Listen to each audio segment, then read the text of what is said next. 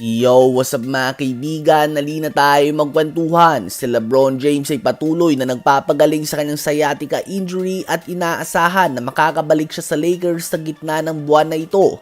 Habang siya ay nagpapagaling ay halimaw na mga stats ang pinapakita ng Luka Doncic and Austin Reeves duo. Si Luka ay gumagawa ng historic 45.3 points, 11.7 rebounds, and 7.7 assists per game on 58.4% shooting sa field. Habang si Austin Reeves naman ay nagtatala din ito ng 32 points, 5.3 rebounds, and 9 assists per game on 50.4% shooting sa field. Sila as a duo ay gumagawa ng 77.3 points, 17 rebounds, and 16.7 assists per game. Kaya naman ngayon ay napag-uusapan kung kailangan pa nga ba ng Lakers ang tulad ni LeBron na another ball-dominant player. Dahil kapag bumalik na nga si LeBron sa team ay walang duda na babagsak ang mga stats na ito ni Luka at ni Austin Reeves at expected naman na gagawa si LeBron ng mga 24 points, 7 rebounds, and 7 assists per game. More or less yan mga kaibigan.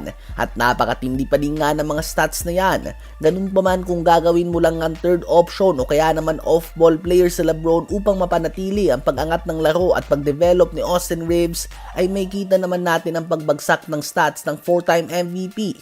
Bagamat hindi naman ito magiging drastic dahil proven naman na kaya ni LeBron na maglaro ng off-ball, ang tanong ay magiging sulit ba ito? Dahil binabayaran mo nga siya ng max contract para maging third option, binabayaran mo siya ng max contract para tumayo sa corner at maghintay ng pasa ni Luka o kaya naman maging taga-screen sa mga pick and roll situations when easily kaya mong kumuha ng 6 o higit pa na mid-level contract role players sa 52 million na sinasahod mo kay LeBron.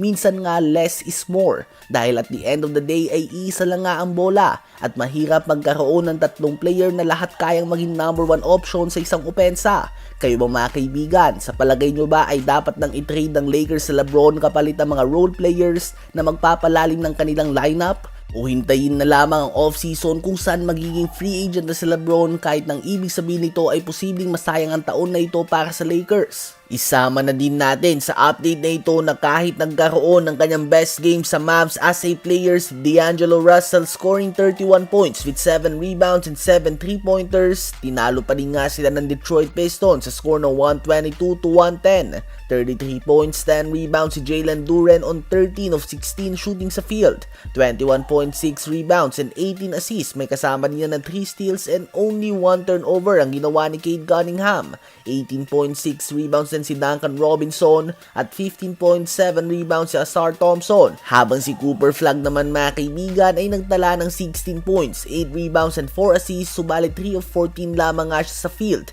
Ang Dallas Mavericks ay mag-uumpisa sa season na ito sa record na 2 wins and 4 losses at injured pa nga si Anthony Davis at Kyrie Irving.